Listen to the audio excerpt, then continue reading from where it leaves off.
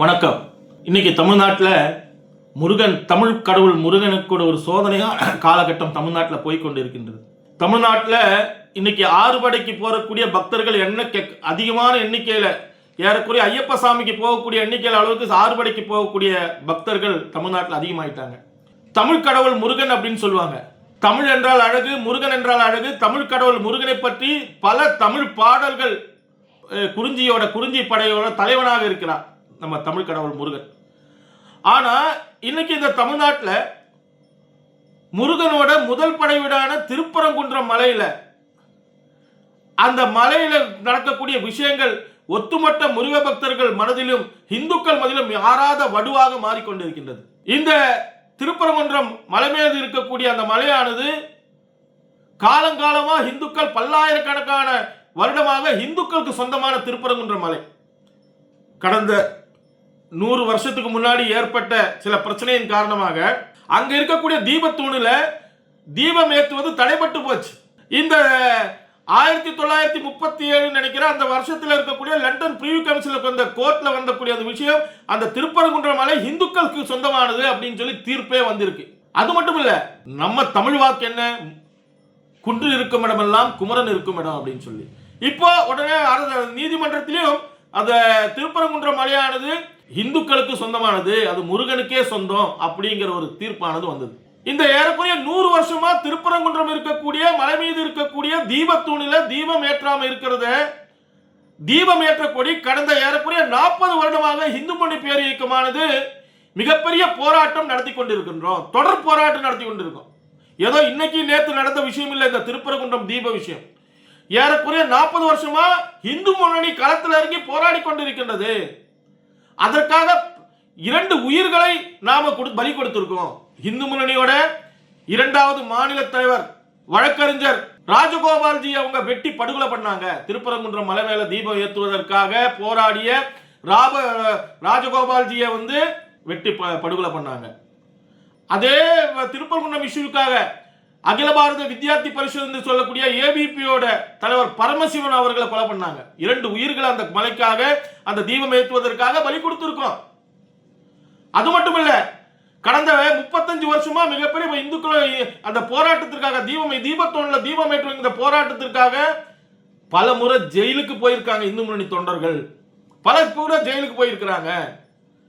பல போராட்டங்கள் ஈடுபட்டிருக்காங்க. பல வழக்குகளை சந்திச்சிருக்கிறாங்க. இப்படி பல வருட போராட்டங்கள்ல இப்ப நாம நீதிமன்றத்துக்கு சொன்னோம்னா, நீதிமன்றத்தில் நீதியரசர் என்ன சொன்னாங்க அப்படின்னு சொன்னா, அந்த திருப்பரங்குன்றம் தீபத்தூணில தீபம் ஏற்றலாம் என்று சொல்லக்கூடிய ஒரு தீர்ப்பை, வரலாற்று தீர்ப்பை நீதியரசர் சுவாமிநாதன் அவர்கள் கொடுத்துட்டார். உடனே தமிழ்நாடு அரசாங்கம் எப்படியாவது முஸ்லீம்களை ஓட்டு இந்த எலெக்ஷன் டைம்ல வாங்கியே ஆகணும் அப்படிங்கிறதுக்காக, முஸ்லீம்களுக்கு ஒரு பிரச்சனைன்னா உடனே போய் தாஜா செய்யணும், அவங்களுக்கு ஒரு பிரச்சனைனா போறதுக்காக அங்க ஒரு தர்கா இருக்கு, அதனால நாங்க அங்க தீபம் ஏற்ற மாட்டோம் அப்படின்னு சொல்லிட்டு அந்த தீபம் ஏற்ற மாட்டோம் திருப்பியும் போய் மனு போடுறாங்க. உடனே அது 2 நபர் பெஞ்சுக்கு வருது. அங்கே 2 நீதிபதிகள் முன்னாடி அங்க தீபத்தூண்ல தீபம் ஏற்றி ஆகணும் சொல்லிட்டு அவங்களும் தீர்ப்பு வழங்குறாங்க. இதையும் மதிக்காத தமிழ்நாடு அரசாங்கம், சட்டத்தை மதிக்காத தமிழ்நாடு அரசாங்கம், நீதிமன்றத்தை மதிக்காத தமிழ்நாடு அரசாங்கம் மீண்டும் அதை நிறைவேற்றல. அங்க போன இந்து முன்னணி தொண்டர்களையும் பொதுமக்களையும் கைது பண்றாங்க. கைது பண்ணி கொண்டு போய் ஜெயிலுக்கு அனுப்புறாங்க. இப்படிப்பட்ட ஒரு சூழ்நிலை அந்த திருப்பரங்குன்றத்தில் இருக்கு.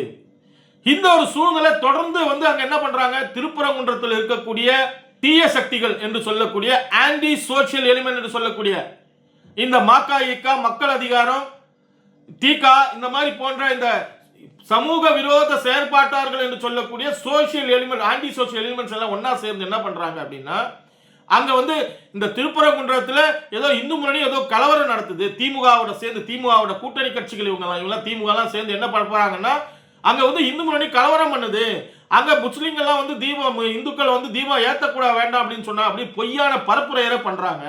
அங்க இருக்கிற மக்கள் இது பண்றாங்க. இதனால என்னாச்சு, அந்த மக்கள், அங்க இருக்கக்கூடிய மக்கள் என்ன பண்ணாங்க அப்படின்னு சொன்னா, மக்கள் தன்னெழுச்சியாக கோர்ட்ல அனுமதி வாங்கி அங்க நாங்க தீபம் ஏத்தணும் சொல்லி அங்க இருக்கக்கூடிய லோக்கல் மக்கள் உண்ணாவிரதம் இருந்தாங்க.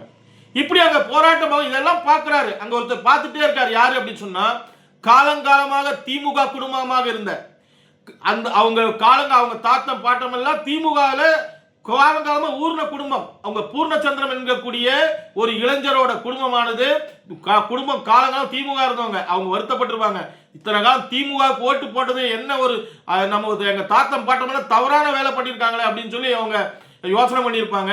அந்த திமுக குடும்பத்தில் இருந்த அந்த பூர்ணச்சந்திரன் வந்து இதை யோசனை பண்றாரு, எப்படி இந்த மாதிரி வேலையெல்லாம் நடந்துட்டு இருக்கு அப்படின்னு சொல்லி மனசு வெந்து எம்பிஏ பட்டதாரி பூர்ணச்சந்திரன், எம்பிஏ படித்த அந்த பூர்ணச்சந்திரன் ஒரு மனசு வந்து என்ன பண்றாரு, தற்கொலை பண்ணிக்கிறார். எங்க தற்கொலை பண்ணிருக்காருன்னா அவர் முடிவு பண்றாரு, திருப்பரங்குன்றம் மலை மீது தற்கொலை பண்ணோம்னா அது அங்க தீட்டுப்பட்டுடும், அங்க வந்து அந்த மலையை அவமதித்த மாதிரி ஆயிரும் அப்படின்னு சொல்லி ஈவேர ராமசாமி நாயக்கர் என்று சொல்லக்கூடிய பெரியார் என்று சொல்லக்கூடிய ஈவேரா ராமசாமி நாயக்கராங்கள அவங்க சிலை முன்னாடி கடவுள் இல்லைன்னு சொன்னவன் சிலை முன்னாடி என் கடவுள் இருக்காருன்னு சொல்லிட்டு என் உயிரை விட போறேன்னு சொல்லி தற்கொலை பண்ணியிருக்காரு. தற்கொலை பண்ணி உயிரை விட்டுருக்காங்க. தமிழ்நாட்டில் இந்த திராவிட முன்னேற்ற கழக அரசாங்கம் கள்ளக்குறிச்சியில சாராயம் குடிச்சு இறந்தவர்களுக்கு 10 லட்சம் ரூபாய். ஆனா சாதாரண இவங்க அரசாங்கத்தால ஏதாவது இப்போ ஒரு திருவள்ளூர்ல ஆர்கேபேட்டையில ஒரு மாணவன் இறந்தான்.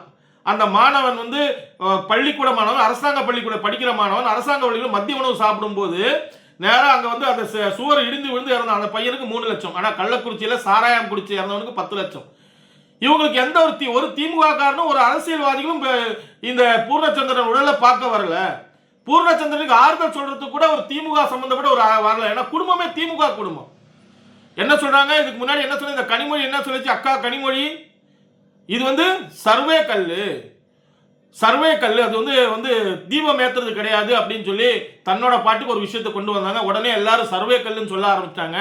அப்புறம் நீதிமன்றத்தில் இந்த ஜோதி, நம்ம ராணிப்பேட்டை மாவட்டம் சக்கரமல்லூர் அவங்களோட சொந்த ஊர், அந்த ஜோதி வழக்கறிஞர் ஜோதி என்ன பண்றாங்க அப்படின்னு சொன்னா கிண்டல் பண்றாராமா, அவர் திமுகவாமா கிண்டல் பண்றாராமா கோர்ட்ல. முருகனுக்கு 2 பொண்டாட்டி இருக்கலாம், ஆனா தீபம் 2 இடத்துல ஏத்த முடியாது அப்படின்னு சொல்லி அவனோட வந்து மனசுக்குள்ள இருக்கக்கூடிய அந்த கெட்ட எண்ணத்தை, ஒரு கொடூர எண்ணத்தை, முருகன் மேல இருக்கக்கூடிய ஒரு கொடூர எண்ணத்தை அந்த இடத்துல நீதிமன்றத்தில் பேசுறாரு. அவர் என்ன நினைச்சிட்டாரு, திராவிட கழகத்துக்கு மாதிரி இருக்கக்கூடிய ஆட்கள் மாதிரி கற்பு என்பது மடமை, தாலி என்பது வேலி, தாலி தூக்கி போட்டது திமுக காரங்க சொல்றாங்களே, அண்ணலும் நோக்கினால் அவளும் நோக்கினால் மாற்றான் தோட்டத்துக்கு மல்லிகைக்கு மனம் உண்டு அப்படின்னு சொல்லிட்டு அடுத்தவன் பொண்டாட்டியை பார்க்கக்கூடிய வேலையை மாதிரி யோசனை அந்த சிந்தனையில கொண்டு வந்து பேசுறாரு. முருகனுக்கு 2 பொண்டாட்டி, அதனால 2 இடத்துல ஏற்ற முடியாது அப்படின்னு சொல்லி இப்படி வந்து தொடர்ந்து முருகனை இழிவுபடுத்தக்கூடிய ஒரு கூட்டமாக தமிழ்நாட்டில் இருக்கக்கூடிய திராவிட முன்னேற்ற கழக கூட்டம் மாறிக்கொண்டிருக்கிறது. முருகனை ஏமாத்த ஆரம்பிச்சிட்டாங்க. இப்போ மக்களை ஏமாத்திட்டு இருந்தாங்க, ஆனா முருகனை ஏமாத்த ஆரம்பிச்சிட்டாங்க.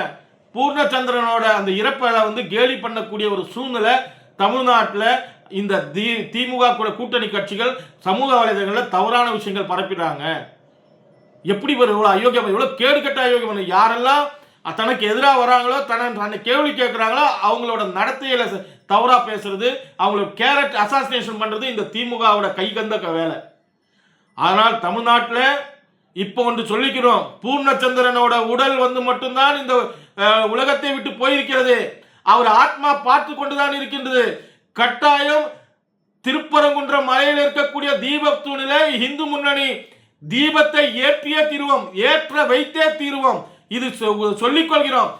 அவரோட உயிர் பலியானது அதை நாம எப்பவுமே தற்கொலையை வந்து தீர்வு, எந்த விஷயத்துக்கும் தீர்வு இல்லைன்னு சொல்றோம். தற்கொலையை நம்ம ஏத்துக்கிறது. ஆனாலும் அந்த உயிர் பலியானது, தியாகமானது வீண் போகாது. நிச்சயம் இந்து முன்னணி களத்தில் இறங்கி போராடும். பூர்ணச்சந்திரனோட அந்த ஆசையை நிறைவேற்றும்.